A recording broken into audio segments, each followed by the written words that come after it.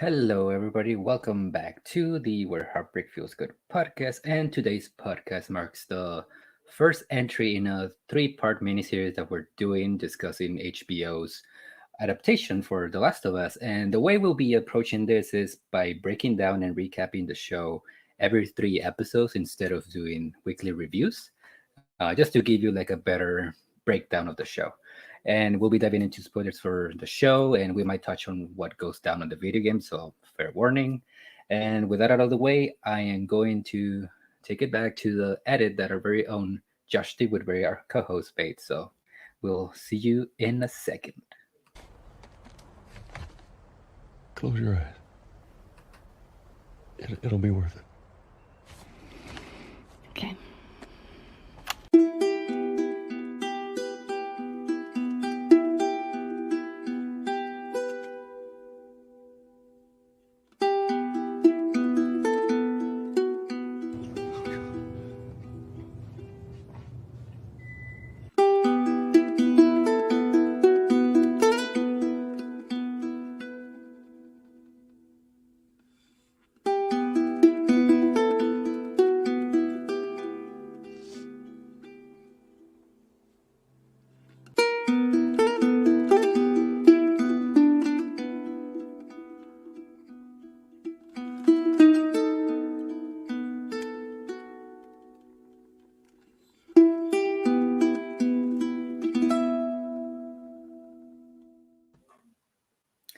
Man, that music still hits. And joining me today for our very first episode of three for the show is my co-host for today, because Josh is not here, is Evan Harris.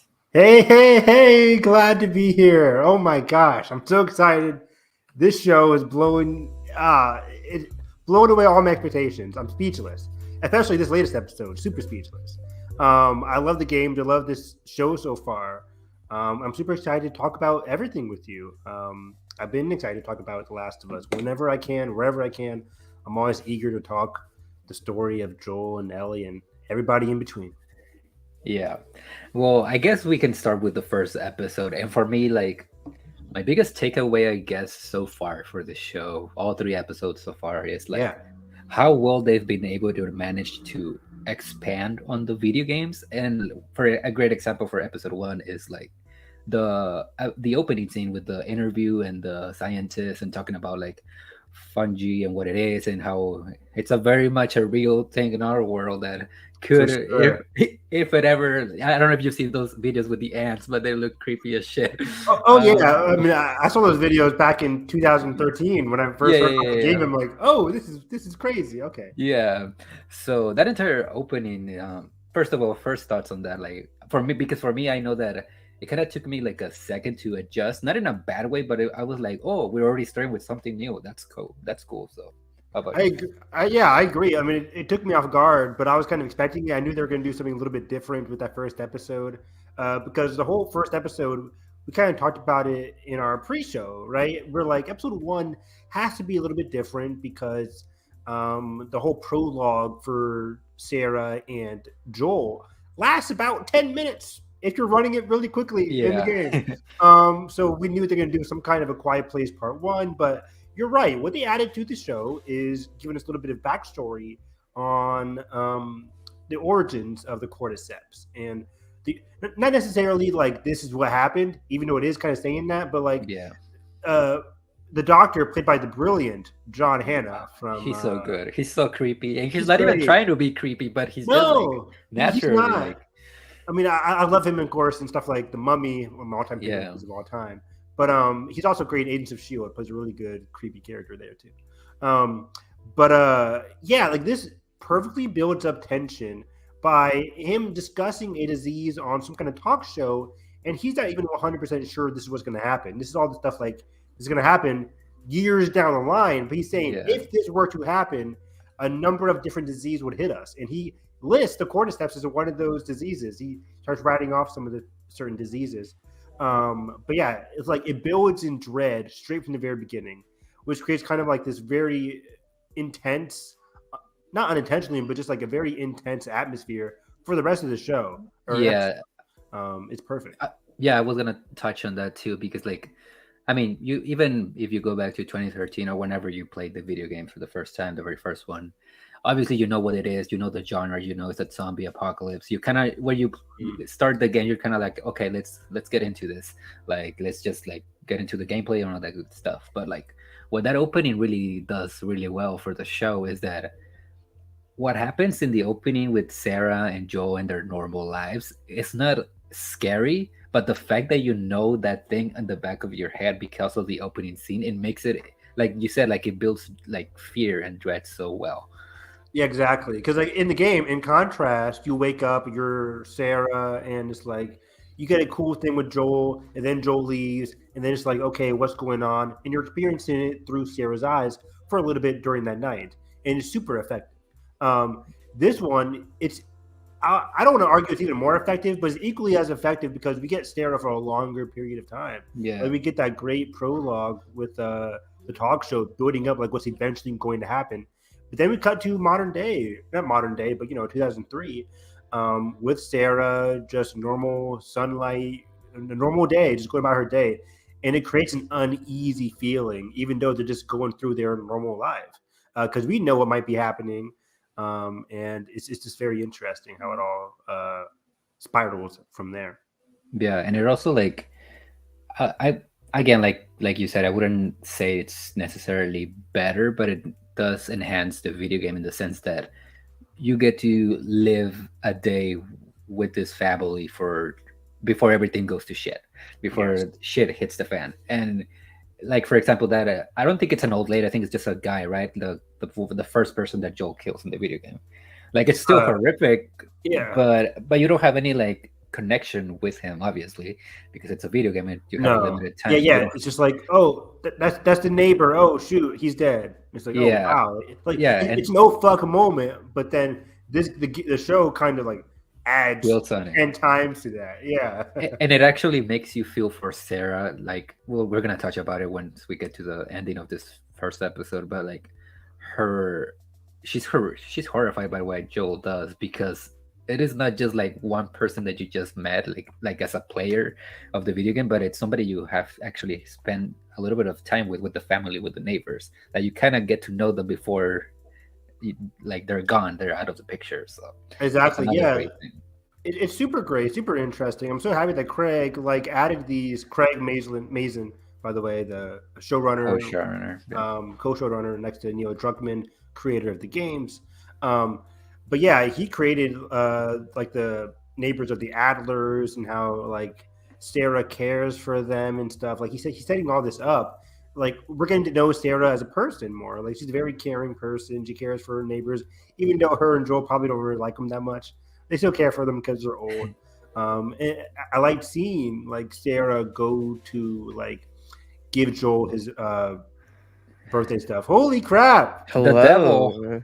What is happening? What is this Oprah? Oh, what's going on? I'm surprised. Oh my god! I just wanted to make a little appearance, snuck away for a moment. Nice. Give me 1 second. Yeah, take your time. Nice Yeah, surprise. sure. Keep With all talking, the keep time in the talking. I'll jump world. in. No, yeah, you're good. But yeah, I like the whole prologue here. Sarah, seeing more of her character, seeing her take care of the Adlers, it just adds to this. By the way, is episode 1 where people started having the flower theory? Was the flower stuff from episode 1? Yeah, Or episode I think 2? it started in episode 1 because like they refused the cookies and then they didn't buy like a cake and they didn't have like mix to like make pancakes in the morning. So and then I don't know if you've been listening to the podcast, the official For podcast of sure. the show with the showrunners. Neil, Craig, and Troy. Yeah, Troy Baker, and like and Troy Baker, and when they start talking about like that entire like aspect of the show, like immediately Craig jumps in and like, oh, there's gonna be like breadcrumbs that in this first episode that we're gonna keep coming back to, and I think that's what he was referring to. Obviously, right now with episode 3, now that we've have the pleasure of watching it, like we know that Joel kind of like explains how that was like, super interesting. it- Yeah, yeah, Joel kind like- of explains like the origins. It confirms all of our theories because yeah, Nathan was talking about it last week, and I'm like, oh, that's a good theory. Because I saw it on Twitter, and of course, episode 2 kind of doubles down on it with the whole flower factory in Indonesia. But I was like, oh, this is interesting. I wonder if the show will ever confirm it because it wasn't really confirmed until today. So I was like, oh, Yeah. this is interesting. But then Joel just flat out spills the beans. I'm like, okay, That's one of that my was favorite like smaller moments of the episode too. It's just for like we sure. get that story from Joel of like what happened, how it happened. Yeah, It's it's like great. flour. It starts adding up. Like, yeah, people digest it. A couple hours later, it's like people start feeling weird. A couple hours later, they start biting, and it spreads from there. That was super interesting. I loved that. I just want to jump in, give my thoughts on these episodes real quick Sure, because go I'm ahead. going Go on for it. time. Then I will be on the next one for the episodes 4 through 6, I believe. Next time. We're doing these in threes, right? Oh, sure. Yep. Yeah, threes. Okay. Talked about Episode 1, as you guys know from our previous discussion on the first game, like Last of Us is my favorite game. Those two games are incredible and one of my favorite stories of all time in any medium. So to see like them just fucking nail it with his adaptation so far with these first 3 episodes, and especially episode 3, which we all just finished watching literally an hour ago. Like to deviate from adapting the game to tell us like surprisingly one of the most beautiful and like raw realistic gay love stories is just so incredible, and it like it's such a powerful episode.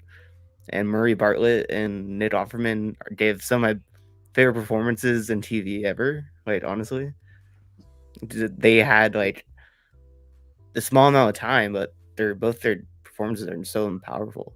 Yeah, they left a huge impact. It blew my mind. Like, it's crazy. I kind of wish we all went into this episode blind as a bat. Yeah.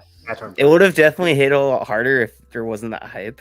There was so much still time. exceeded it though. Like, before the show even aired, like in December, people were talking Everyone about was like saying this is episode 3 is is going to blow people away. I'm like, oh shit, that's the build episode. I was already thinking like, wait a second, that's the Bill and Frank episode. That's going to be a crazy story. But and like yeah, even just like besides what we did from Bill and Frank, but what we did in the first 10 minutes of the episode with Joel and Ellie, like them walking, and that we see the dynamics starting to form, and we see Joel like starting to care for Ellie, and like throughout this whole episode, especially at the end where he like gets the letter from Bill, and it's like the you use these to save tests or whatever the line was, like just fucking hit so hard, and like he's like he realizes that maybe she is the future. Maybe this is my mission, you know? Yeah. He's still very much in his reluctant phase. He's like, he says the iconic the line from the game, the 3 rules, straight from the game. I love that line or series of lines. But yeah, I think he's still reluctant. He's still like, you might be the cure, but I don't really care about you yet, kind of thing. He's protective of her, but doesn't really care quite yet. I think we'll get to that in a couple of episodes when they actually have a challenge to overcome. And seeing them like get the game outfits at the end of this episode, that was great. Joel's shirt, and just in the car, we know what's coming with the car, and like, just amazing episode. And going back to episodes 1 and 2 before I leave, episode 1 just like blew me away. Like I'm sure did you guys too. It is like it's actually real. Like this is actually the adaptation that we've all wanted, and for any video game, like it's the best one we've seen yet. And most it's accurate, but it takes little details and it expands on them from the games in such like incredible ways. It's making the video games richer. Exactly. It's like additive, not like bland copy. Yeah. It's making the world feel so lived in. Episode 1 was so powerful for that. Like everything from seeing Sarah's for like that whole day, like living with her for that day, to like we cared about her in the game, but did even care more about her and like be with her for that much more time. It made that death hit so much harder. God, that death was it's so dark, like in the game. But this one, man, it felt so much more raw and painful. Like her more.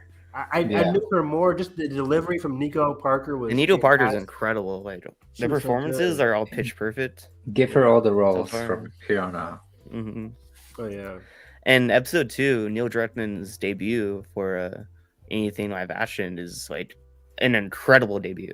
The both like the adaptation part and just the pure tension in that episode during the museum scene is insane. and seeing Plitters come to life that well, like practically, is incredible. Love to see it. It's a dream come true.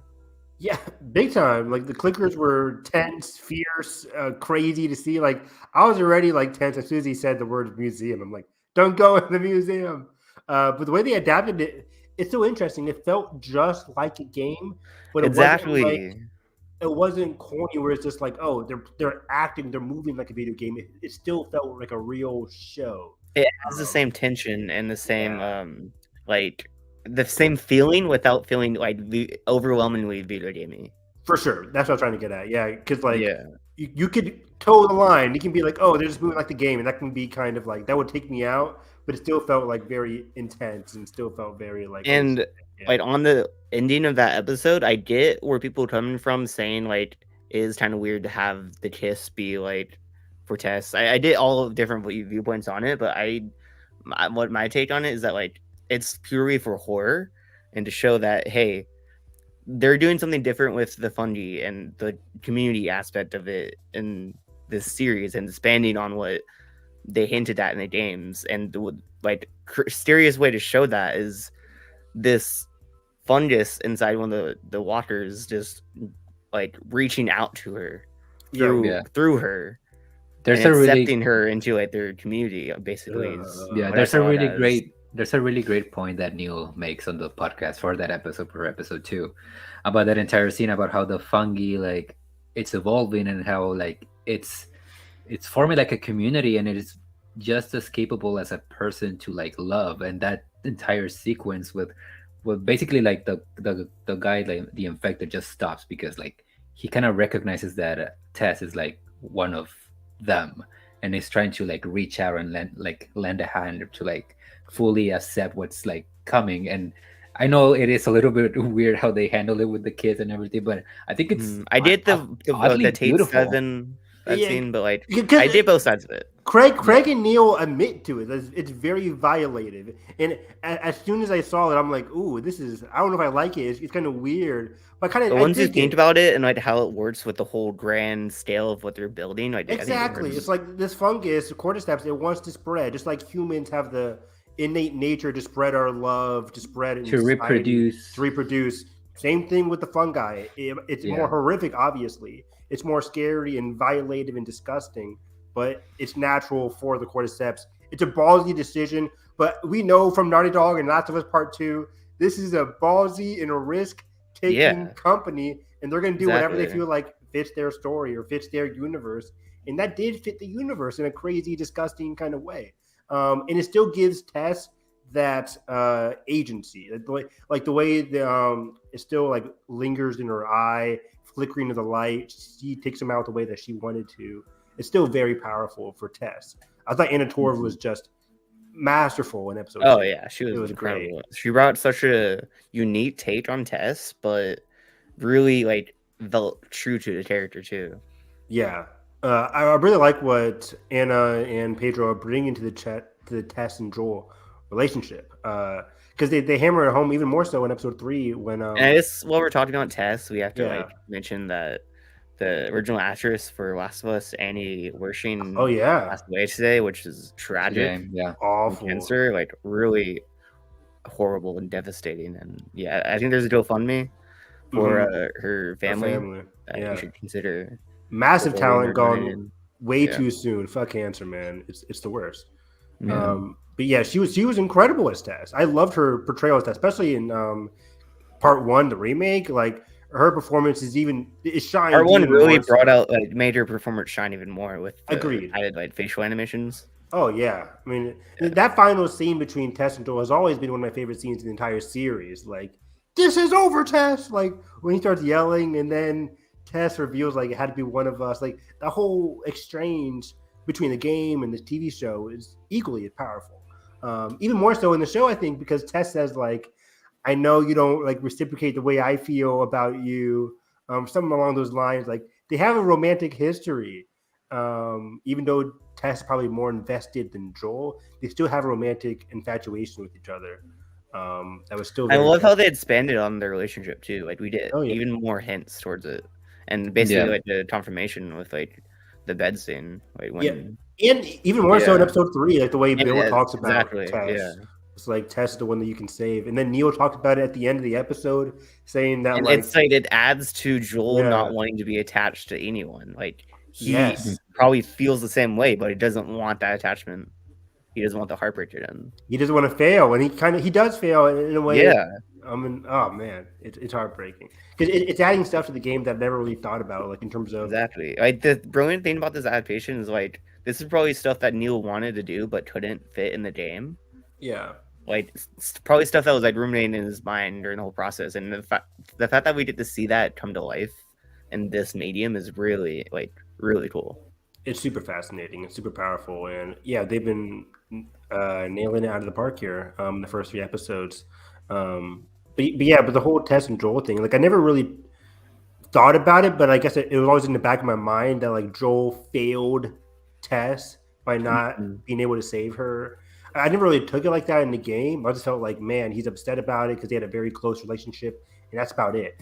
Move on. Yeah, they really Joel expand now. on like the fact that he failed, and it comes back to like how he failed with Sarah too. Exactly. Yeah. Again, it always goes back to Sarah. We mentioned this in our prologue episode or our preview episode of The Last of Us here, where I mentioned like Joel's failure to save Sarah there was kind of like his cornerstone. Like it's something that he's never going to recover from until he meets Ellie. And the whole Bill's note there kind of like out, Joel kind of like throws it away in episode 3. But it's kind of the epiphany of what the show is. Like, save who you can save, find that spark of light in this apocalypse, and do everything in your power to keep them alive and to save them. And damn who all gets in your way. That's the premise of season 1, basically. Like, screw everybody who gets in my way. Like, this is a spoiler podcast, so like in the final They come chapter, back around to that finale. Like in the finale, everything Bill said comes true in that finale. Like, damn who all gets in my way. Ellie is a light of not and only the the fact apocalypse, that but they're it's light. highlighting that's kind of problematic too. Yeah, exactly. Yeah. I mean, it makes it so interesting. This show is so It fascinating. can be like it's not the mindset is not like itself problematic, but Not it at can all. turn No. into Is that it can evolve into that point. Exactly. Because there's 2 sides to everything, to every decision. That's interesting. Yeah, we see those 2 sides clearly here with Bill and Frank, and with Joel and Ellie. Yeah, exactly. Yeah. In terms of like love and connection. And at the end of the game, Joel, spoilers again, but Joel saving Ellie isn't bad. Like, I hated this because in the conversations regarding part 2, people would always say like, "Oh, is the game telling me then that Joel saving Ellie was a bad decision?" That's like, no. The game, the series isn't telling you what Joel made a The bad whole decision. thing, I hate that concept of bringing bad or good to The Last of Us, because The Last of Us is about morality. It's not one side. It's a complicated spectrum. Exactly. It's gray. It's super gray. And but Joel, great Jedi. No, I'm kidding. But what Joel did was for him the right decision, and that's all that matters. For Ellie might have a different take. Abby might have a different take, but it's like, or the audience might have a different take. But it's like, for Joel, the character you're playing as, he's making what he thinks is the right decision. That's all that matters. And that's why we shouldn't we shouldn't not give the show a chance, because we think it's just pure violence. Oh, jeez. Who would ever think that, Josh? I mean, come on. I don't know, man. It's crazy the it's people we crazy see on the internet these days. Yeah, Twitter is Does his name start with boy. Fance? Or I'm trying to. Yeah, nice Adam? try. Adam Garcia. Everybody on listening is like, who the hell are they talking about? It doesn't matter. Anyways, people have dumb opinions on the internet. But we're here to tell you that this show is doing all the right things. And I'm struggling to find a complaint for the show. 3 episodes in, and this show is just hitting it outside of the park. I love the adaptation. I love the changes. I love how risk-takey this adaptation is. And how much they're adding to it and elevating the themes of the show. Like, again, I played this game, part 1 at least. I played it like at least 8 or 9 times, 10 times. Oh my god. And I love, and it's making me think more about this series that I love for the gameplay and for the story. Like I understand the concept of Joel and Ellie and what they bring to each other, but episode 1 through 3 is adding so much with me having a deeper understanding of Joel's relationship with Tess, Joel's early relationship with just life in general. Like Pedro's performance is really emphasizing how lost Joel is in these first 3 episodes, how disconnected he still is, and how much he's willing to push away any kind of connection to risk getting heartbroken or failing or risking misery again. I love that scene in the woods. Like it's just it really speaks to like Pedro's performances through this whole series or season so far, but especially that little moment between him and Bella's is so good. It's super good, man. Man, like, yeah, you're. I'm gonna leave, but like, what a fucking dream that this show is a thing and happening, Evan. I'm so happy. I'm so happy. As soon as it was announced, I'm like, oh, HBO TV series for The Last of Us, like, with Neil as showrunner, with Neil like, in it, like, come on, and it's proceeding as we thought. So. Yeah, everything going according to plan. Spectacular. First start to this season to what I'm sure will be a very special television package for me. Yeah, very special package. And with that, I'll leave you guys to discuss more thoroughly. Great, peace out. Have fun at Avatar. Yeah, if I go, I'm not sure yet. We'll see. We'll have fun doing what you gotta do. I might just rewatch the episode again. We'll see. Do that too. Good option too. Yep. Peace out, man. All right. See you in the next one. But yeah, like this show is just, I'm so happy, Edgar. Like this show is just, it's not revitalizing anything. I already love the game. I love the game to death, but it's emphasizing why I came to love this show and just the concept of love. And I was talking about this on another podcast, but you know, I love Star Wars. Star Wars is one of my favorite franchises of all time. I'm continuing my rewatch of Willow, and I love the Willow TV series. Please renew Willow. But those universes, they emphasize that love is the strongest force of all. Like, but the whole Star Wars saga, the whole Willow saga, love is the center of it all. Love can save the day, and I love the shows for that. It's so respectful. I love it for that. But then The Last of Us is adding that also. Hey, love is the core of our show as well, but we're going to challenge the fuck out of that concept and what it can bring, the devastation it can bring, how beautiful it can be. Is like in episode 3, episode 1 and 2 kind of encapsulate that, how it can be equally as beautiful and equally as tragic in this apocalyptic world. That's what makes this game, this show, this series so fascinating. Yeah, you can even see just how one tragic thing can change your whole perspective of love. Like, for example, with Joel, obviously with the opening, he loses his daughter to not even a zombie, not even a clicker, to just to some other guy that got told to do something that he didn't even want to do in the first place. But then we see the very first thing we see. Well, not necessarily the very first thing, but like the next time we see Joel again, he is kind of almost basically doing the same thing as the guy that killed his daughter. He's burning the dead body of a child, and that's just a great contrast, a great way to just juxtapose like how much he has changed. How many years has it been? 20 years. 20 years exactly, between the opening and episode 1. Mm-hmm. So yeah, just like that entire thing of like, you can just tell this guy has been through some shit in these last 20 years, and it isn't just losing his daughter. It's like more than that. So and Pedro is just crushing. That's Joel. He is Joel. Pedro's next level. Oh, we didn't mention it earlier, but Tommy or Gabriel Luna. His voice was just like Tommy. That was sick. That was disgusting. I'm like, this is unreal. The Tommy voice actor said he brought his kid to the premiere, and his child was like, "Dad, he speaks just like you." Like, it's crazy. I can't wait to see Gabriel Luna again. He was amazing as Tommy in that prologue. Also, I want to bring up before I talk about Joel, because I think he's fantastic. That scene with Sarah's death. It kind of brought in perspective how the guy, when Joel says like, "Hey, we're not infected. My daughter just has like an injured leg or something like that." I think the Fedra officer thought that she got bit in the leg. Is that what you took too? And that's why he still had to kill her?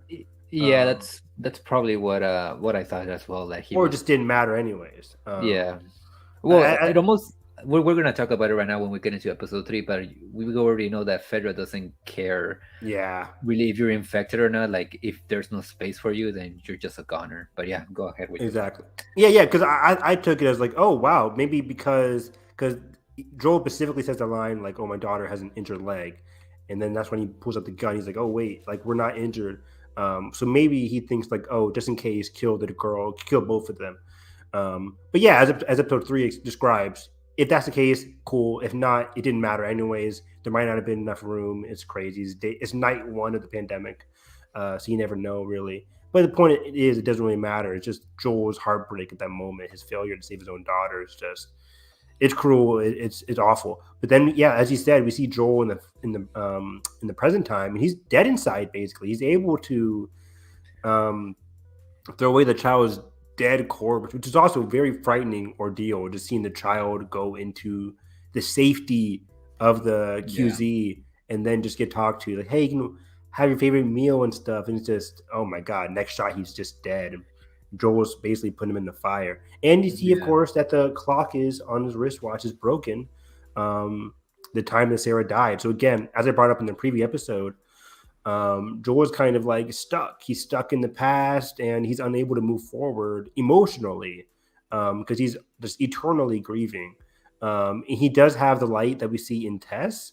But they have a different relationship. It's more of a camaraderie / romantic relationship, but not too romantic, as Tess explains in episode 2. So it's very interesting. I love how much depth they're adding here. Yeah, you know what you were pointing out right now with the kid and like, oh, we're gonna give you like your favorite toys and your favorite meals.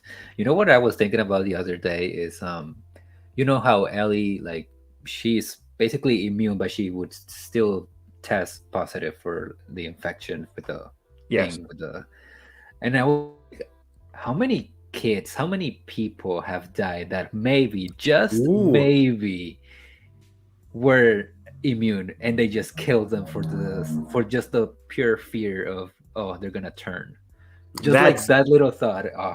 That's fantastic. I didn't even thought about that, but yeah, you're right, and it kind of rings true to like the end of the game when Joel was lying to Ellie saying you weren't special. There's a couple kids just like you, and they couldn't find a cure. It's like, oh, it's like, and even though at the end of the game Joel was lying there, but it's like, you never really know. You know, a ton of people could have been easily wiped out. Ellie, the odds are Ellie probably wasn't the only one that was cured. Yeah. As Obi-Wan Kenobi would say, it was the truth from a certain point of view. Exactly. So goddamn it, that's a good thought. But yeah, it's so interesting seeing Joel so disassociated with society, because we don't see any of this in the game. In the game, he just wakes up, walks with Tess, and then shit hits the fan. But yeah, it was cool seeing Joel kind of like do his little thing. He has a kind of a side hustle with the security guard selling him some stuff in exchange for some goods. And yeah, Joel needs a battery to get to Tommy. Tommy kind of becomes his focus in episode 1, which was a divergence from the game. In the game, he's not really looking for Tommy. In fact, he's kind of like, Tommy we haven't left talked for years, right? Yeah, we haven't talked for years. Fuck him. Like, and he only really reluctantly wants to go to Tommy after, after the Bill and Frank of it all. I think he says, like, similar to this episode where he says, like, I think Tommy's a Firefly. He might ex-Firefly. He'll know where to go. So that part stays true to the series.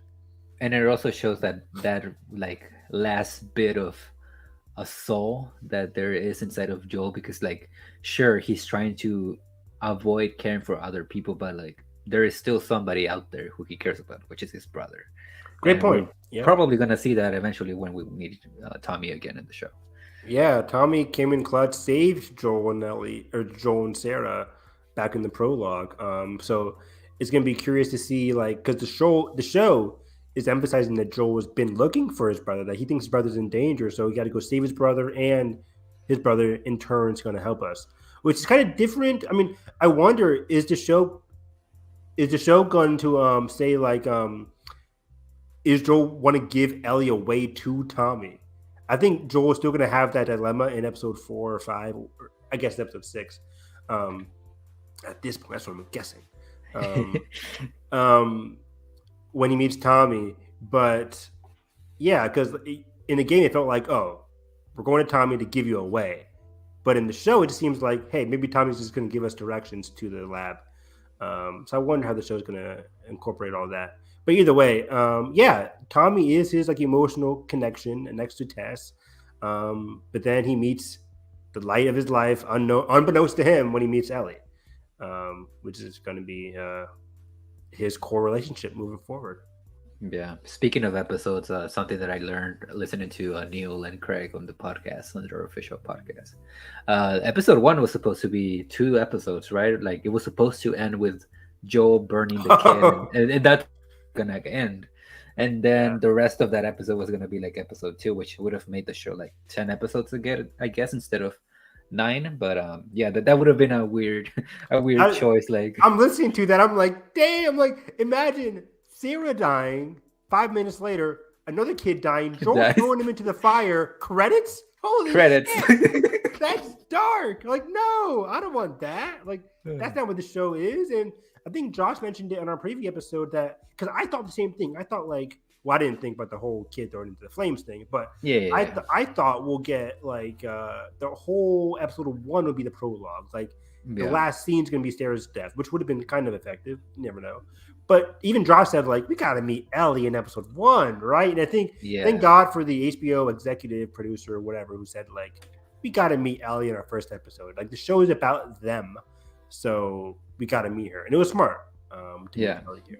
And speaking of Ellie, we get to meet Ellie, actually, before Joel does, as opposed to the video games where we kind of just, like, not necessarily stumble upon her, but like you're kind of thrown like to be like her protector in the video game. That's how you meet her, sort of, kind of. I haven't played the games in a while, but man, have I been tempted to buy the $80 deluxe edition. Worth the money, in my opinion. I will buy it when it goes on sale, hopefully sooner. Probably not soon, anytime soon, but not anytime soon now because all the sales are skyrocketing. Yeah, like, let's keep that price at 80. Yeah, but yeah, going back to the whole Ellie thing, like it's very interesting to see her relationship with Marlene. What's her face? Marlene. There you go. Because we don't really get to see, like, we're just kind of told that Marlene has been taking care of this child, and then she throws them to Joel and Tess, and then we don't meet her until the very end of the show of the video game again. And here we actually get some time like to spend with them together, so that relationship is kind of like already set. So by the time that we see what we're gonna see in the finale for season 1, it's gonna be a little bit more effective because you actually have that connection between Ellie and Marlene. Exactly. Yeah, it was really special. And shout out to the actress. I'm forgetting the name right now, but she's the same actress who played Marlene in the game, now is playing her in the TV show. Hopefully that's the case with some characters in part 2 as well. I know Victoria, who played Yara in part 2, shooting her shot on Twitter to play Yara again in part 2 if they do it when they do season 2/season 3. But yeah, I think she was great in this episode, and I like how they explored her like motherly relationship to Ellie. The show kind of explains how Ellie's mother died very early on, and how Ellie doesn't remember her much. They even do a funny joke where she says, like, "Are you my mom?" And Marlene's like, "Do I look like your mom?" Like, nope. By the way, Bella Ramsey, of course, is just fantastic as Ellie. Her intro scene, like, "Are you infected? Count through 10. 1, 2, 3, 4. Fuck you," kind of thing. Beautiful, beautiful stuff. And pure Ellie, just the way she says "fuck you, asshole." It was great. And yeah, you get a very somber scene when Ellie talks about her events before getting bit, and Marlene's like, we'll take care of you. I forget the exact lines, of course, but she mentions Riley, a little tease for Left Behind, and Ellie kind of gets quiet there. I forgot. Ellie wasn't even telling her real name. She's kind of lying to her, even though Marlene already knew her to be Ellie. Ellie wasn't showing them her real name because she didn't know who the fuck they were. She just knew them as Fireflies. But yeah, Marlene reveals that they've been keeping track of Ellie. Like early on, Marlene put Ellie into the Fedra school, been keeping tabs on her, and that's why I assume she didn't straight out just kill Ellie when she found her and Riley were infected.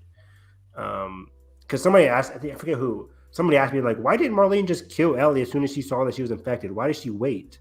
But I guess because Marlene felt like she owed Ellie, for her mom's, due to her mom's connection. And then they realized, wait a second, Ellie's not turning, and then that's where the show picks up, of course. So I like that whole ordeal, and I liked how I think that's about it, right? And then Ellie meets Joel. Because Joel needs a battery, a battery, and then the whole thing happens. Most of the Fireflies are dead except for Marlena, and I don't remember the name of her.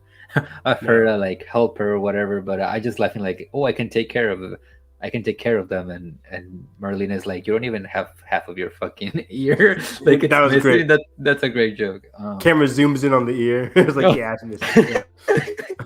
yeah. But I also like how, real quick, the show was explaining to us more about the Fireflies, and like how one of the girl with the missing ear earlier said like, why are we attacking sporadically? Like, we got to start a revolution or a rebellion. And Marlene's like, this isn't a fucking rebellion. Like, it's been 20 years and we haven't gotten anywhere far. Like, this isn't a rebellion. We're just trying to survive, basically. We're hitting these strategic points. We got to hit them where it hurts, hit them where it counts. So I like giving more depth to the Fireflies, giving more depth to the Fedra, just setting up our early factions in episode 1. We got our Fireflies, we got our Fedra, and we have our main squad in Tess, Ellie, and Joel. Yeah.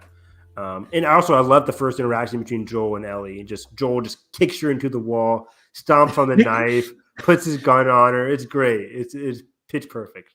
Yeah, the stuff also in the apartment is pretty cool. Of like, do whatever you want, but just don't, just be quiet, basically. Yeah, don't touch anything. Be quiet. Yeah. But it's a fitting image of the video game dialogue too, when he just lays on the couch.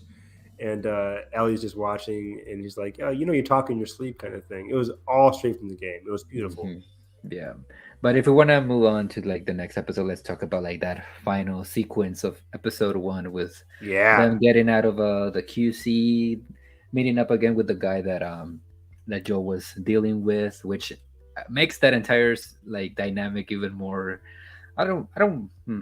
I guess brutal or horrifying. I was just about to say the word brutal. Because it's not just some random guy. You actually kind of get to spend like a scene with him. You kind of get to know him, even though he's not necessarily the best guy. You still like get to know him, and you get to know like what type of relationship they have. Exactly. The show's just establishing whether the guy is a good guy, bad guy. We only know him for a few minutes, but it establishes that Joel knows the guy. They have a clear history, but he still brutally beats him up and kills him anyways. Like, and what makes it worse, and I think again Neil points it out in the podcast, is that the guy I don't know what his name is, but like Fedra Officer Zero. Yeah, he has no intention of hurting either Tess or Joel. Maybe getting them in trouble, but he doesn't have any intentions of like hurting them. He only wants to like get rid of Ellie, and Joel probably knows this in the back of his head, and he still goes ahead and does what he does. With them. So, and again, that entire thing about foreshadowing Ellie's relationship with violence and not necessarily liking the fact that somebody's getting murdered, because I know that entire quote from the showrunners caused a lot of controversy on the internet, because of course the internet is gonna internet, but but it's more of a foreshadowing about her relationship of liking the fact that somebody cares about her. Not just like, oh, like somebody died, cool, but it's like it's way more dense than just pure violence. Yeah, it was such a fascinating quote, because of course this is all brand new in the show, and Joel's brutally beating her up, and we get a perfect use of the flashback. Troy mentioned it in the podcast as well, but as soon as the light's in Joel's eye from the guy's gun, he flashes back to the light of the Fedra officer who killed Sarah. And Joel becomes enraged. He immediately goes back to that protective fatherly instinct where he failed to save Sarah, but he's not going to fail to save Ellie in this instance. And he brutally beats up the guy. And it's brutal. It's dark. But Ellie, as Craig says on the podcast, Ellie is activated. She is activated by the fact that somebody who she just knew for a couple hours now in Joel is willing to risk his life to protect her. This is the first time somebody's risking their lives or fighting in her name, in a sense. And yeah, Ellie is activated by this. She is not having that recoil that Sarah did when Joel first killed the neighbor. Ellie's doing the opposite of recoiling. She's kind of like, again, she's activated by it. She's excited. She's intrigued by it. I don't know if excited is the word, but she's intrigued by it. She's fascinated by it. And that really kind of jumpstarts her and Ellie's warped relationship. They're not going to have the same relationship that Joel and Sarah have at all. Joel and Sarah had, your father-daughter relationship. And while Joel and Ellie will eventually kind of get there, even though they'll have that, the trope of the father-daughter relationship or the name of the father-daughter relationship, it's still going to be different from Sarah in that it's going to be very complicated. It's going to have its ups and downs, and what they would do for each other is very unique and very interesting. I guess that's where Craig was going, like in the future. Yeah, because it's so fascinating. Because Ellie being activated by this violence is something I never really took from the game. I mean, this was, because it's a completely different scenario. And I guess you can, because I was trying to think, like, when does this come up again in season 1 when Ellie becomes activated that Joel is protecting her, and I couldn't find a moment. But I think what Craig was trying to say was that, like, Ellie was fascinated by somebody doing something for her just in general, and Joel's going to do a lot of things for Ellie in the future, and and Ellie's going to do a lot of things for Joel in the future as well. So I don't know if he's specifically teasing part 2.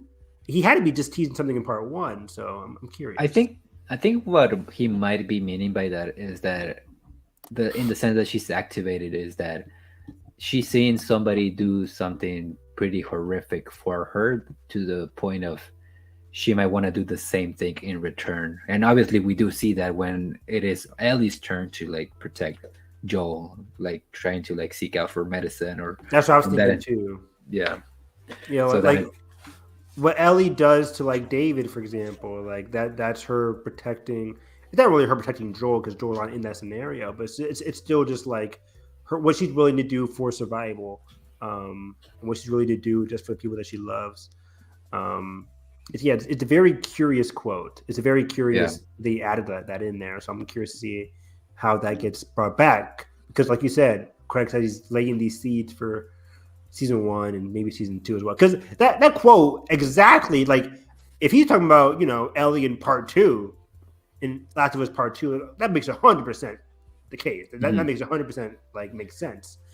But if he's talking about season 1, then I'm just like, oh, I wonder how that's going to come back around. I'm curious to see. You know how they used at the very end of the episode that song "Never Let Me Down," and Craig is like talking about like how like pay attention because that song is gonna come back again. Spoilers for the video games.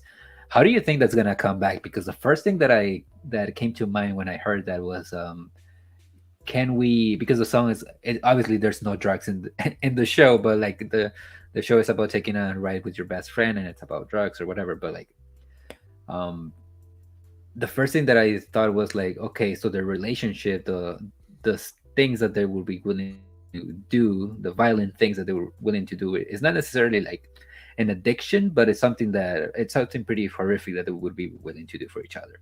And the thing that came to mind when I heard that quote was, are we gonna see that song be replayed after, like, the whole thing, the baby girl, the very first time that Joel calls Ellie baby girl after David?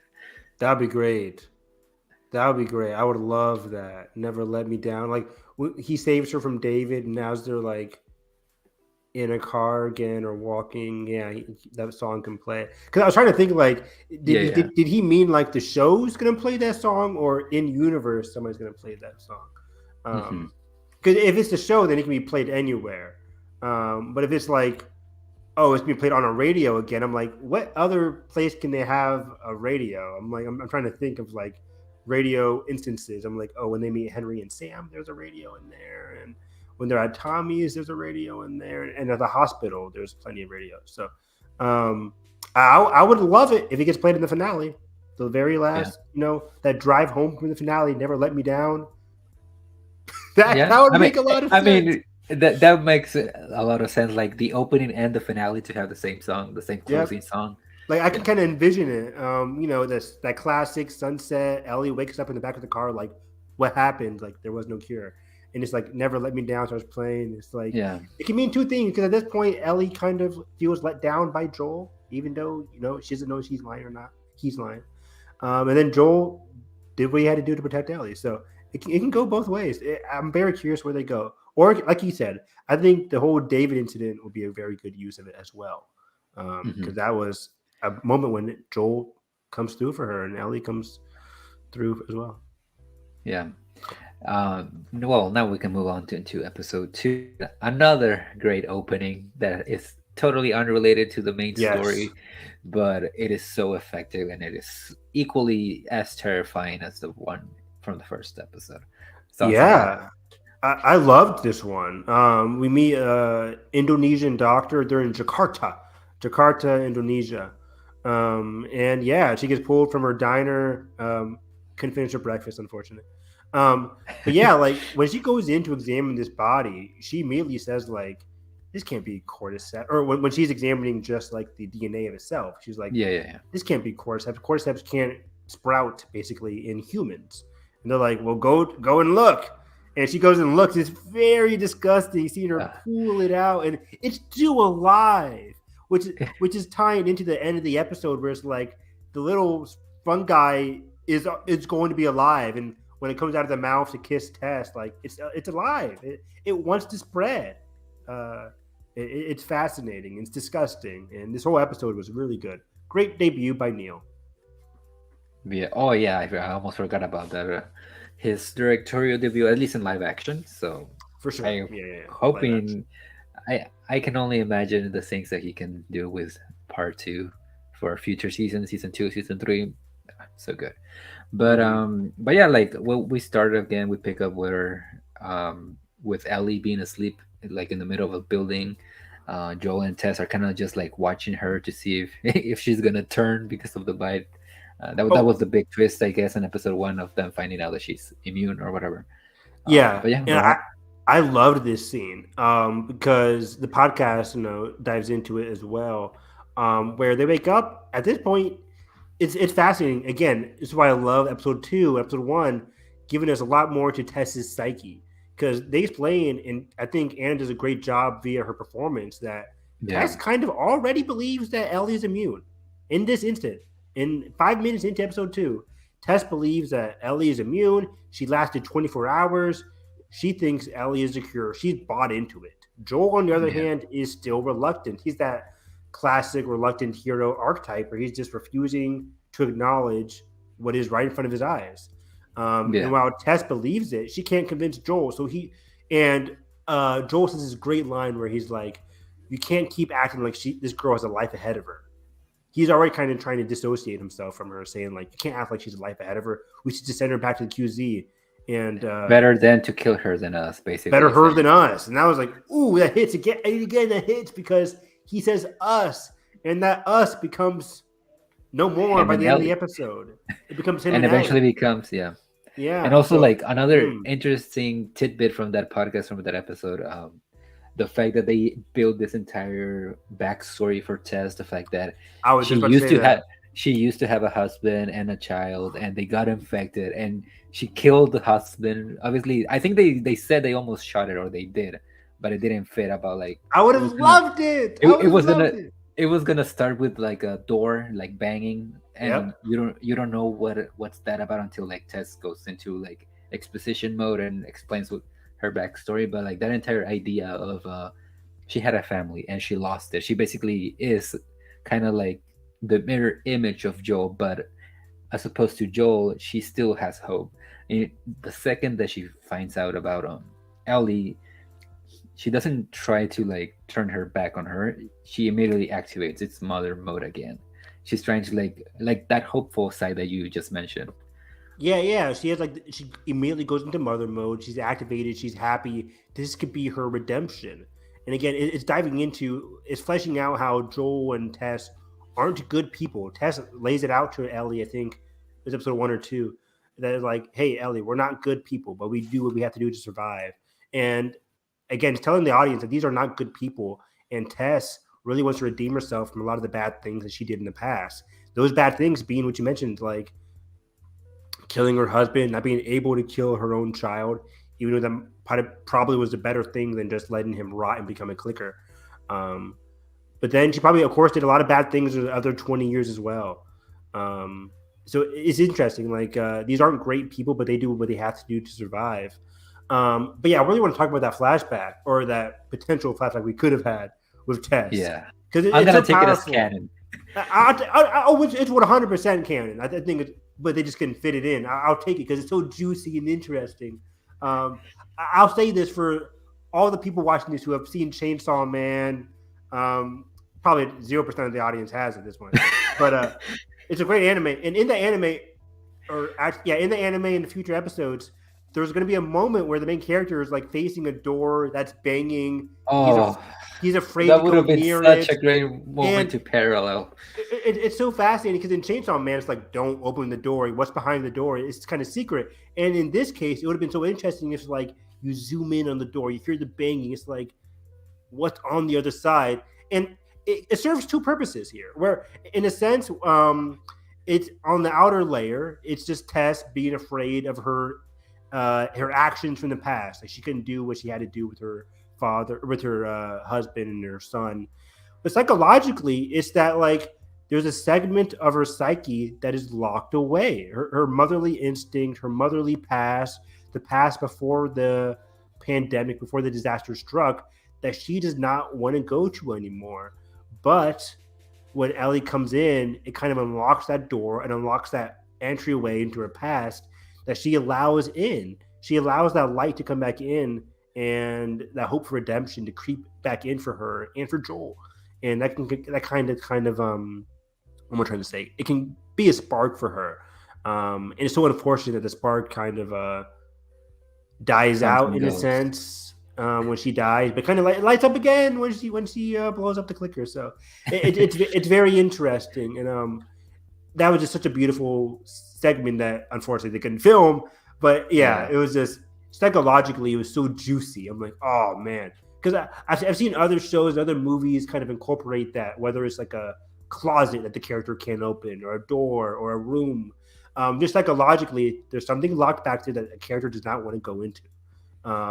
And again, episode 2 gave me so much for Tess, where early on she was so bought into it. She kind of has to convince Joel to bring Ellie along for this segment of the story in episode 2 for the battery. She kept trying to say like, "Oh, it's for your brother. It's for the battery. We got to do it because we need the supplies," even though that's just her convincing him. And she's not necessarily wrong because, like, No. I think Joel is the one who says, or I mean, Tess is like, if she's special or not, because Joel at this point is still in denial that Ellie is not like the real deal. But Tess points out, which again, it's true. She's trying to manipulate him, but it's true. The fact that it doesn't matter if she's immune or not. The fact that the Fireflies believe that it's true, it's what's gonna get them the things that they need. And it's just like, again, she's like, and I also like the fact that that Tess is kind of like thinking about Ellie in a way of I've done terrible things and this is my opportunity to redeem myself. One good thing that I've done in my life, basically. So yes, and like Star Wars says, right, Edgar? All it takes is one good action, and you're good. That's why I love the concept of redemption. It's not like Tess should go to jail for all her actions that she's done.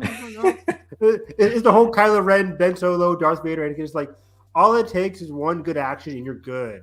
It's psychology. It's Campbellian in a sense, right? It's like there is no jail, there is no prison to lock yourself in. You're good. All it takes is one good action. And for Tess, that one good action was delivering Ellie to where she needed to go. But yeah, so episode 2 was also very cool because we got our first look at more backstory for the clickers and the fungi. And there's a segment where they're overlooking, after the highway segment, they're overlooking, or I think it's after the hotel, wherever. They're overlooking this horde of infected on the street, and this is when they said like, well, we were going the long way, but of course they come across all those infected, and Tess kind of explains the new, I don't know what do you call it, the new way that the fungi is operating in the show. Yeah, like this network thing. They're all connected. Correct in the podcast, the Wood Wide Web, WWW. Wood Wide Web, where like the fungi are all connected, like, in a forest. If you step on a fungus 500 feet away, they can also feel it, whatever. Yeah. But yeah, in this case, if you step on like some kind of cordyceps link, other ones can also feel it. You wake everybody up. Everybody up, which is frightening. If this was in the game, I would have hated it. Because that's something that Neil points out, like, oh man, this would have been such a great gameplay. I don't think it would have, because it would have made everything a bit more complicated than it needed to be. I think spores work better in the game because it's like, oh, put on your mask, you can still do everything you can. If I'm in the game and I have to like, don't step on this, I would have hated that, because like, why do I have to be scared of what I'm stepping on if there's 5 clickers and I'm just running for my life? Because like it's kind of weird. It's kind of hard to operate on a game, but on a TV show it works brilliantly, as we see. Yeah. This is pure violence. Yeah, exactly. This show is not about love. It's about violence, death, and there's no coming back from it. Everybody's just awful in this show. Oh boy, Josh and his sarcasm, peak sarcasm. But yeah, so this new operation that the fungi are operating on in this show is very fascinating, and it's divergent from the games because they're not using spores. The showrunner Craig said, like, if they're using spores, it'd be weird. Like, why the spores are centralized just to in one location. Location. I'm like, okay, sure, works, but I don't care. And again, I mentioned this before the series even aired, and people were complaining. I'm like, spores were fine in the game. I liked it because it just always what it was. But I can't rat off 10 significant scenes where there were spores involved. It didn't add anything emotionally to the game, unless like that's how Joel realized that Ellie was immune because of the spores thing. It's like, and it's basically the same thing that happens here in the show. It's just that instead of the spores, it's just she gets bit again, and she gets bit again. Proof enough. I liked it, yeah, and that brings us to the museum, which was an incredible set piece. Production design was phenomenal. I love the stairway, like the creaky stairway that's full of all that infected disgustingness. Yeah, that entire sequence is really well done. Kudos to the performers who were in the suits of the clickers, because man, did they move just exactly as the guys in the video games. Just like the game. Joel sitting behind there reloading. I also loved like the whole sign language / whispering, where he's like, you have to be silent, they will come for us. Like, you cannot. They can't see, but they can hear you. Yeah, they can't see, they can hear you. Like, they can. It was just really cool with the way they did that whole dialogue exchange. And yeah, the clickers were ferocious. Like, there's one moment where they step on the glass and the clickers jumped over the table. I'm like, if the clickers jumping over tables in the game, I'm done. Like, they never were able to do that in the game. They were just like flailing their arms. Yeah. But these clickers were ferocious, and they use the same voice actors and voice actresses as the games as well. Different actors portraying them, but of course the voices were still the same as the game, which was really cool. But yeah, this is where unfortunately Tess gets bit. We see it off screen. Yeah, I was rewatching when I watched the episode for a second time. I watched it with one of my cousins, and he was like, oh, she got bit, huh? We haven't seen her for like a good minute. And I was like, just keep watching. I don't know, maybe that awkward moment. But yeah, I kind of wish we would have seen Tess see her get bit, but see her struggle with a clicker and then cut away. So we definitely like, oh, okay, this is when she got bit. But it kind of happened all off screen. I'm like, oh, okay. Because in the game, there's a moment where she's struggling and Joel swings a bat and saves her. And you can be like, oh, maybe that was the case. But regardless, it's cool. She has a twisted ankle. You get that beautiful shot outside with the sunset where they look at the Capitol building from miles away, and Ellie kind of like breathes it in. Really beautiful scene, seeing Joel appreciate Ellie, who's appreciating the sunset and the view. Really great scene for the both of them. Still, Joel's kind of feeling uneasy about her, but Ellie's just living her life and loving the sunset. Just like the game, really great. And then we see like the Tess is kind of a pep in her step. We make it to the Capitol building, and they're all dead. Unfortunately, like I said, like Tess's whole thing was like this can be her spark for redemption. This can be like her light, and then it gets crushed. It gets flung away, but then she's able to tell Joel to like to carry her will, basically carry her, make her life worth it, make it all worth it in the end by doing what you have to do.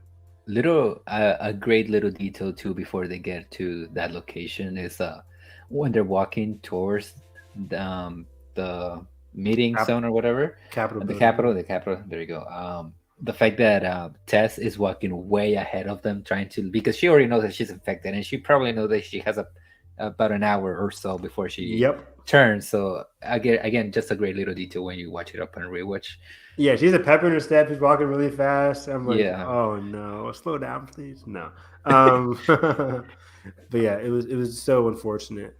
Yeah, and again, we kind of mentioned it earlier already, but yeah, this whole exchange was similar to the games, but also different. Like this time, there's no army chasing them; it's infected that's going to be coming after them.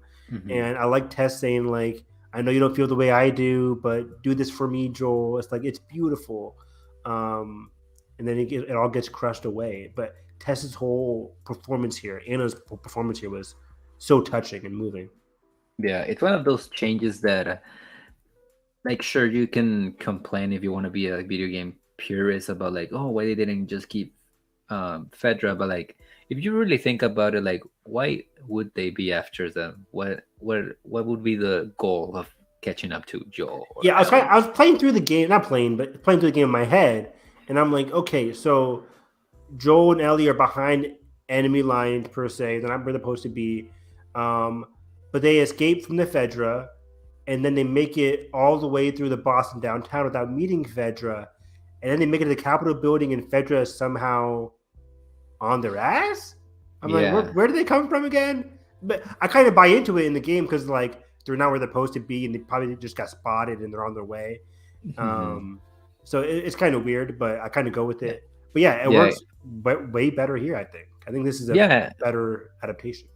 Yeah, and like it's also the fact that the situation is kind of different between Fedra and the clickers, but like the character choices are still the same. Tess decides to stay behind to buy them some time. Joel takes Ellie with him, runs out of the Capitol before it blows up. And another little detail that I really like is we already kind of discussed the whole kiss with the clicker and how weird it is, but like something that I really like is that she's very quickly trying to light up the lighter to blow the Capitol. But at first when I watched it for the first time, I kind of thought that she was starting to do it slower because she was trying to see if that would work. But then upon like rewatching it, I was like, is it that, or is it the fact that the disease, the fungi is already taking over her, and it's almost like it's like her last final moments of her like trying to light it up, and like her last final conscious like moments. And I mean, it does end up working at the end, but was it accidental? Was it purposeful? It's just one of those things that's really cool. That's really cool. I never really took it that way, but yeah, it kind of adds a lot more depth to that scene of her fighting for control in her very last moments. But yeah, she goes out the way she wanted to, and Joel kind of still blames Ellie, looks at her and just walks off, and Ellie has to sit there in her own sorrow and destruction. And this is the first sacrifice that Ellie sees along the journey. There's going to be a lot of death in this journey, and this is kind of like the big one that Ellie kind of has to grapple with. And we finally made it part 3, episode 3, and we kind of mentioned it already with Josh, but this episode was beautiful all the way. This is 10 out of 10, masterful episode. And I would even say it's better than what we have in the video games with this storyline. At least more emotional. Oh, it's way more emotional. And, episode 3 is a classic level from the video game. I mean, the whole video game is a fucking classic. But people love the Bill level because you get a lot of your gear there. Bill is very like a no nonsense type of individual. Him and Ellie have a great dynamic. It's very funny. It's like, I don't trust that fucker. It's like, let me go and let me beat his ass. Like, it's very funny. But then it gets a little bit emotional when at the very end, where you see like, oh, what happened to Frank? He hung himself, and it's like, oh, damn it. And you read some notes, and it's like Frank and Bill have had a contentious relationship, and Frank ran off because he couldn't stand Bill. He felt claustrophobic around Bill. If you read the notes, and then Frank made it a couple miles and gets infected, hangs himself.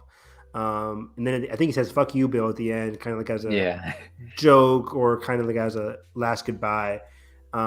It's still very emotional for Bill, but if you're playing the game, you're like, oh, okay. And it's very deep for Bill, but not really for Joel, and kind of move on from there. But it's still a very impactful chapter because Joel is still bonding with Ellie throughout all this. They're meeting Bill. They're learning more about this world. You meet your bloater for the first time. But emotionally, this was just a very big impact. And I think Bill's last words with Joel in this episode just crushed me, and he kind of sang the theme of the show. But yeah, in the beginning in the woods, real quick, I liked seeing Joel or Ellie grapple with like, hey, I'm not apologizing to you, but don't blame me for what happened to Tess. Because as I just said earlier, he kind of did blame her. He kind of walks off, and Ellie feels those vibes. He says, don't blame me for what happened to Tess. It wasn't my fault. And Joel doesn't say anything. But I think in his mind, he can kind of understand, like, yeah, I can't keep blaming this girl for what happened. And even though he doesn't want Tess to be mentioned by her, he kind of like agrees, and then they walk off. But yeah, this is very cool.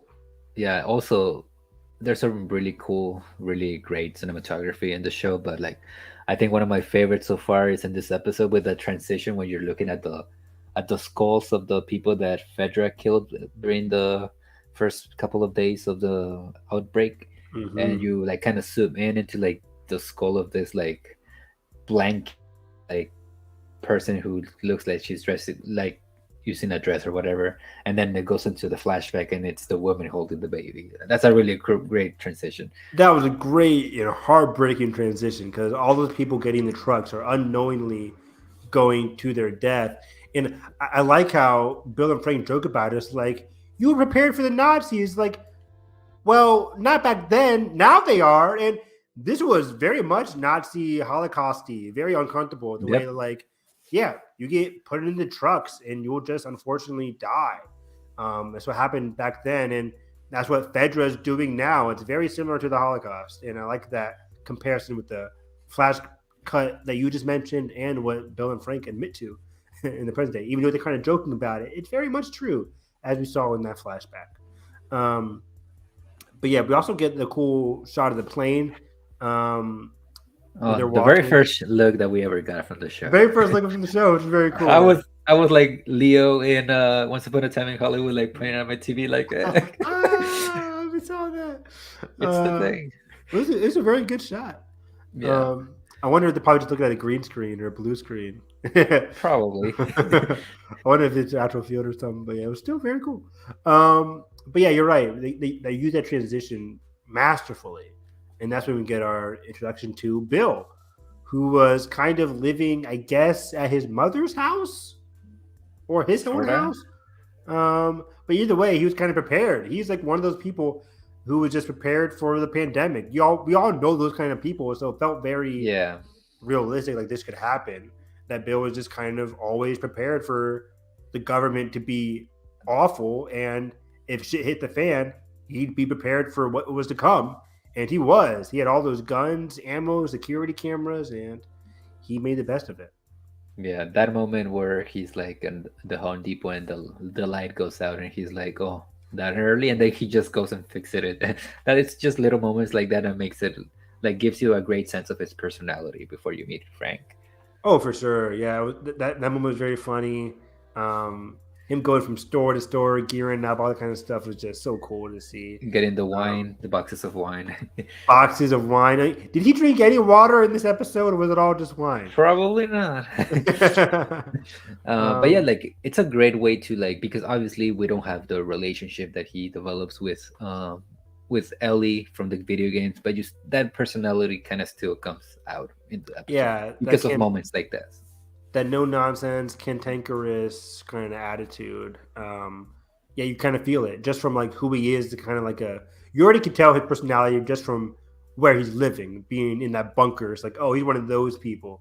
Kind of like in 10 Cloverfield Lane, John Goodman's character. It's like one of those people who was always like ready for shit to hit the fan. A more extreme example, but yeah. A more extreme, yeah. John Goodman is no Bill. Bill is a saint compared to John Goodman. And Bill still is a saint. I love you, Bill. So yeah, it was just very cool. But then yeah, he comes across Frank, the spark, the light of his life that he doesn't really know it yet. But, and we eventually go into like a rated R up entire episode, kind of like them. Way better than up. This episode of television's better than up. Way better than up. Way better. It's almost as long as up too. You're right. Yeah, it's 88 minutes. Up is about 90 or so minutes, give or take. That's a good point. But yeah, man, this whole where do you start? Yeah, this whole relationship with Bill and Frank from the very beginning, it was just so heartwarming, touching. It felt so real. I just loved it to death. Murray, his name Murray Murray. I think it's just Murray. Murray Bartlett was just amazing as Frank. I love seeing this character come to life because he had a hard job. Like this was a character we never really saw in the game, and he made the character feel so lived in and natural to Bill. And their first relationship was very like, you can come on in and eat, but you could kind of tell just by looks. When they first, I don't know if it's love at first sight or whatever, but Frank and Bill had an immediate connection. Yeah, it's like, of course, right out of the get-go, you can tell that these are like complete opposites. Like Bill is this like tough, badass guy, and Frank is like the complete opposite, like tender, like innocent kind of guy. And like one of the first moments that for me watching the episode that I immediately connected with them is like the fact that Bill, it's not necessarily that he's afraid of him, but he's certainly like skeptical of welcoming somebody into his home. And somebody in Frank's position would probably be skeptical too, but he's not. He's just like chilling. He's like already like setting up shop in like in his own house. So, and yeah, that entire dynamic is just so beautiful to see them grow old over the years. Well, it's like they meet like in the first year after the outbreak, right? And then it goes into 3 years. Then 10 years. Actually, so I think it starts in 2003 when Bill goes around looking for his supplies, and then I think it cuts to 3 years later. I think it was 3 years later. Okay. In 2006, he meets Frank. And then, that's when Frank and him have that beautiful connection. Also, this is where we get the beautiful first dinner, the duck, and with wine and vegetables, and he has his first meal in the first shower. It was so cool. I'm like, oh, this is so beautiful. Like, I have 5 more minutes. I love that stuff. So yeah, and then they kiss in the first flashback, right? Yeah, in the very first one. In the very first flashback. Dinner, yeah. Yeah, which was very beautiful. I think because they play that beautiful song. I forget the name of the composer, but yeah, they play the piano song. And I liked how when he says, like, who are you playing for? He's like, a girl. Wait, were you playing for a special girl? And Bill says, no girl. And then they kiss. Yeah, I think they could just tell. Or at least Frank could just tell. Which is such a beautiful moment. And then they make love. But yeah, and then we get 4 years later, from 2006 2010, we get 4-year time skip to our crew, Tess and Joel, in 2010. I was cracking up that double date thing. Dude, I was cheesing. This was incredible. This is a completely original scene. Tess looked beautiful. Joel looked good. Like these were them fresh and clean and in Bill's place. And apparently Frank and Tess have been communicating. And Bill's like begrudging, has his gun pointed at Joel, and Joel's just chilling. Like it was just so great. I loved everything about this scene. It was so cool. This is a different side of Tess too, because episode 1 and 2 Tess was just a hardened version of Tess. Probably did a lot of bad things, and 4 years into it, I mean, and I guess it kind of establishes how early Tess and Joel met. Like this is only 2010. Pandemic It's been struck. 7 years. It's been 7 years or so. So like they probably met very early, and they have a good relationship going on there. Tess and Frank hit it off. Bill and Joel hit it off a little bit. Still kind of iffy about each other, but Bill and Joel just have that very interesting camaraderie. They both can like see themselves in each other. It's like how he says in his goodbye letter that I don't think I ever liked you, Joel, but I respected you, and you can see that in those scenes, in those moments. Mm-hmm. So it was just very fascinating. I just loved seeing a bit of Joel there, especially that moment when he said like, "Don't point the gun at me either." And he puts the gun away. It was just really good. But yeah, they established some kind of like trading relationship with Tess and Joel. I just love that whole scene. It added a lot more to Tess, added a lot more to Joel and Bill and Frank. It was so cool. I was cheesing. And it leads to a pretty funny joke about like the surprise that Frank prepared for Bill with the strawberries, and he's like, "How do you get these?" And he was like, "Oh, I traded one of your guns for the seeds." And he's like, "Which gun?" It was a small one. Don't worry. Yeah. But that scene, my God, are those two actors great, because like obviously they're sharing a very tender moment, but like that specific like moment when they like bite into the strawberry and they just like start like, you don't even know if it's a laugh or a cry of like them trying out their first strawberry in years, and it's just so touching. It's so moving. It was so touching and moving, a little bit funny too, because like they act like school children. It's like it was like it was very sweet. Sweet as a strawberry. Strawberries are my favorite fruit. I love the hell out of strawberries. Haven't had a strawberry in a couple of weeks actually. I don't know. Is it strawberry season? Whatever. But yeah, I just love that scene so much. I'm glad that you picked it out too, because it was a very tender moment amongst a ton of tender moments between those two. And I loved it. I don't know if we skipped over it, but we also get a little bit of a scene between, maybe it's 4 years later then, that we see Bill and Frank say like they're having a bit of an argument where they're like Bill just wants to go out of the town and decorate some of the shops. He wants to decorate the boutique shop, decorate one of the other shops, and Frank is like, or Bill is like, we shouldn't be going out there and doing all that kind of stuff. This is our house. It's like, this is our house, but this whole place is our house. Like, we should be. I want to live, basically. Like, I want to live, brighten up this community. I want to make it feel. I want to make friends. I want to make friends. Yeah. So maybe this was prior to the Joel and Tess. But either way, But yeah, I want to make friends. Like you can tell, like Frank wants to live his life, and Bill doesn't, in a sense. Like he wants to just keep what he has, and that kind of was a little bit of what was in the game too.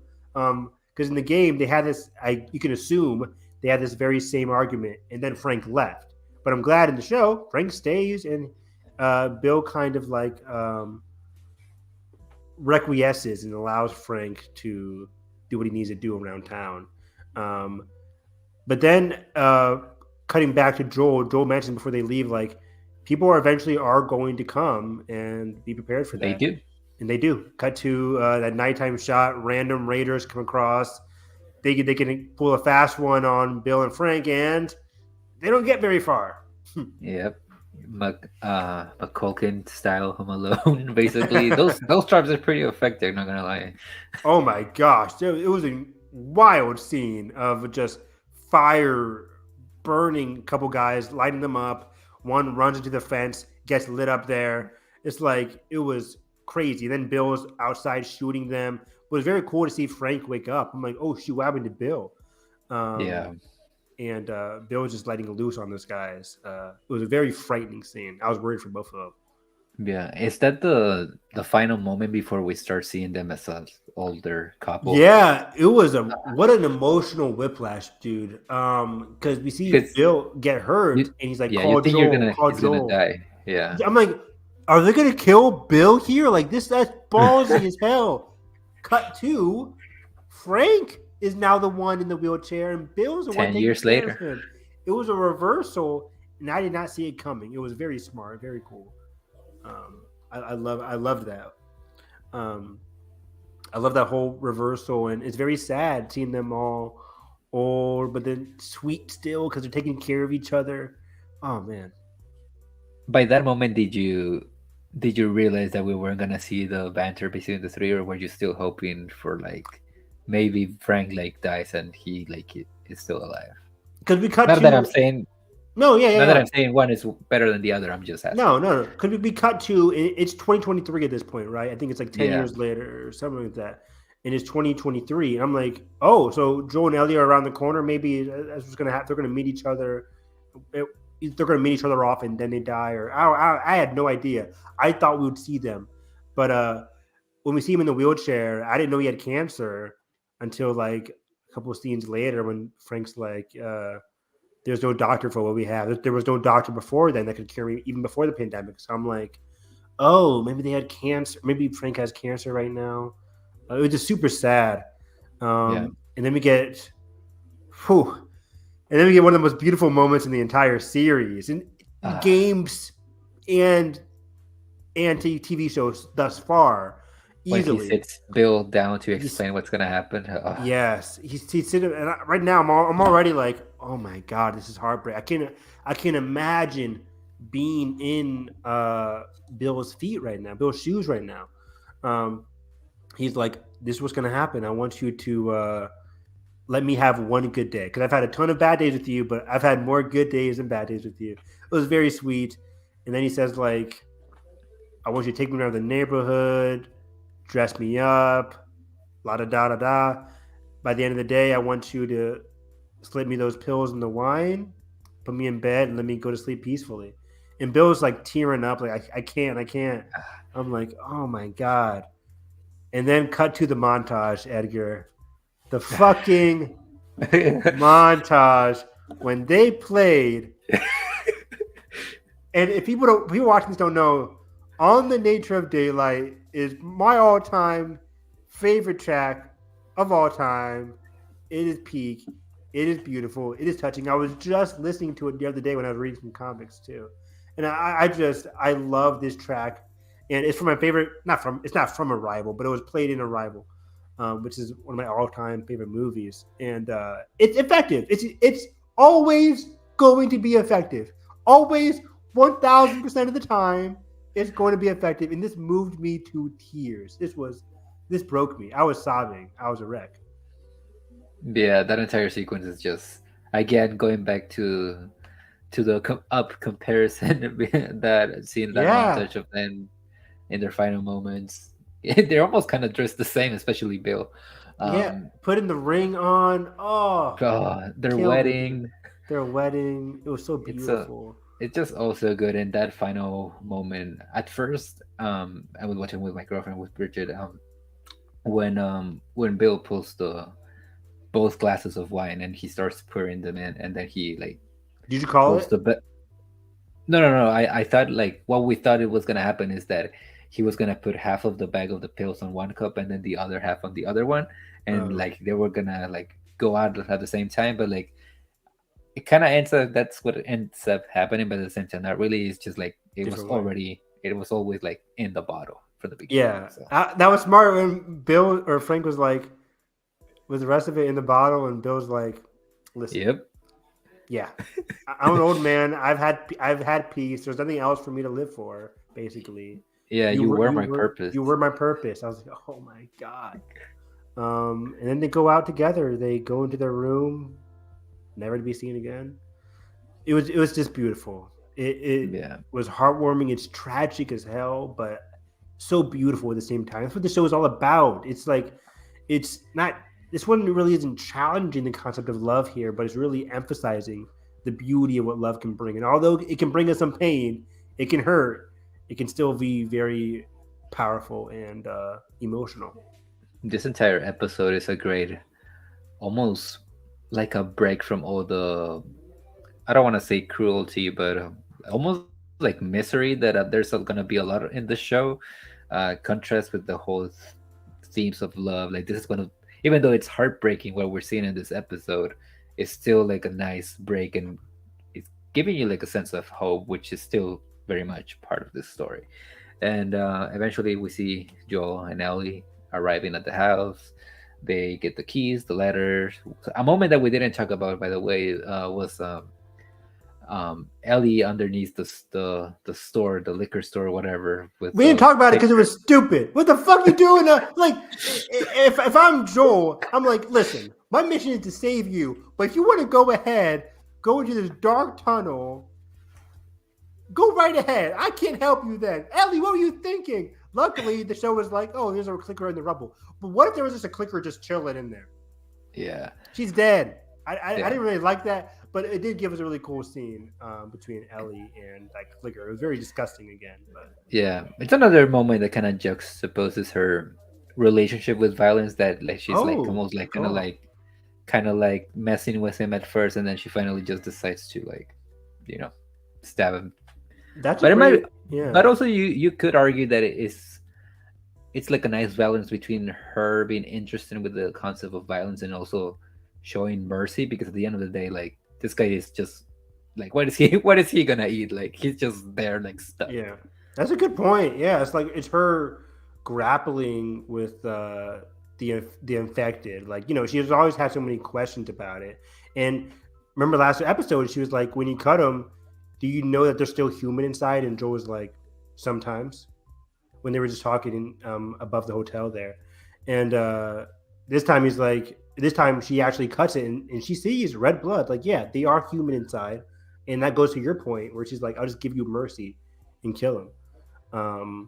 So yeah, I guess that goes to like to episode 2 and to your point about her grappling with what they used to be and her concept of violence still a little bit there as well.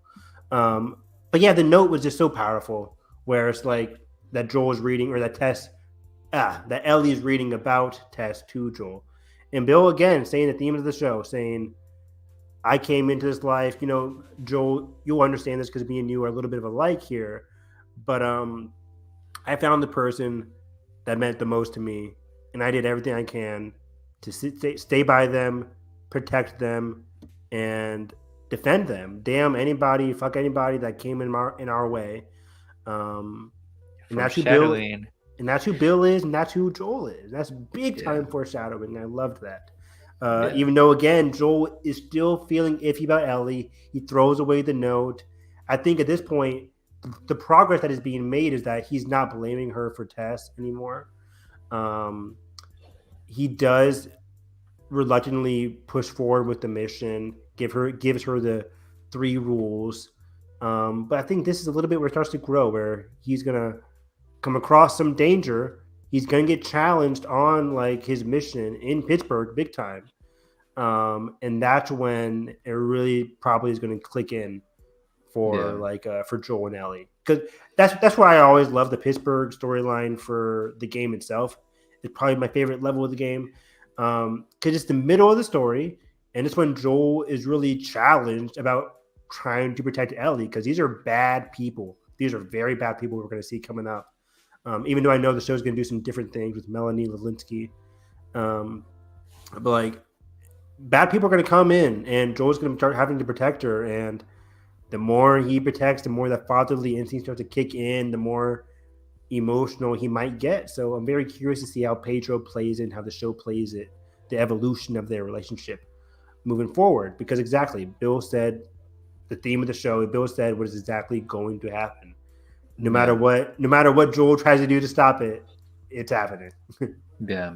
Well, we've kind of already covered all of the 3rd episode and all 3 episodes in general. Yep. And with you like discussing what's going to happen next week, something that I'm also very excited about is that up to this point we've only really dealt with like the clickers, and a little bit of like the human aspect of how society went to shit with like the raiders trying to invade Bill's house, Bill's like little community. So next week we're actually gonna get a really good look at how messed up people became after the pandemic. So that's gonna be exciting. And well, with all of that out of the way, Evan, final thoughts. What are you excited for in the next 3 episodes until we come back? Final thoughts are the first 3 episodes really dived into the pandemic and the disaster. We got 2 great prologues about like the infected, people slowly becoming infected, the world grappling with the infected, see how that affected Tess, how that affects Ellie because she's cured. I mean, she has potential to be the cure. But we haven't really dived into like the people element outside of Fedra. And I think that's smart. The first 3 episodes giving us the introduction to the infected, the sick, the diseased. These next 3 episodes are going to give us the people, what the pandemic can give rise to, the evil inside of people and what they are willing to do to survive, and how that's going to challenge Joel and Ellie. So that side of the show, I'm very curious to see play out. But I'm very excited. The show's going to get more interesting. And 3 episodes in, I'm confident in whatever direction changes they have moving forward. But yeah, you can find me at Harris EV9, loving The Last of Us, loving this show. I'm doing a lot of other things. I have a Star Wars podcast, Hyperspace Hype, that we do every week. My cup of tea. We're gonna have some DC news coming up very soon. So we'll be talking about that. Some other Pfizer? Oh no! How about that? How about that? But yeah, so it's gonna be very exciting. James Gunn news. I'm talking about. None of the Zachary Levi stuff. Anyways, exciting stuff for DC, Last of Us, Marvel TV ahead. So yep, catch me at Harris EV9. Yeah. Before I plug my own stuff, do you think that by the time we come back to do the show for part 2 of this 3-part miniseries, that we would have already met David, or is that until the last third of this? Great question. I want to say we will not meet David. We will not meet David yet. No. All right. No. Well, that was Next it for the show, for this episode of this mini series that we're doing. You can find me at EDG or TEG on Instagram, Twitter, Letterboxd, Hive, if that thing is still a thing. You can find some of my work at Loud and Clear Reviews. I'm actually right now, I think next week or in the next couple of days, a review for independent horror movie thriller called Baby Ruby's coming out with Kit Harington. So that's pretty cool. I already got to see it. I got a screening for that, so that was fun. Nice. And yeah, go watch Infinity Pool because Evan would love it. Or not, just don't watch it. Or not. And yeah, we'll see you on the next episode. And probably our next episode will be, I mean, we're already going to be on February, so in 3 weeks. Episode. Yeah, so it'll be, let's see here, 5th, 29th, the 19th. Yeah. February 19th. Man, I just remember the fact that the last episode, the finale is on the date of the Oscars. Finale playing on the day of the Oscars. So we'll probably do this podcast Monday, probably Tuesday, one of those. Monday, Tuesday. We'll figure it out. Yeah, but with that out of the way, we'll still be live doing the Oscar live stream. Doing the Oscars. We're gonna be doing something that Sunday. Yeah, we'll still be here. Yeah, but with that out of the way, see you on the next one. And remember, heartbreak feels good in a place like this.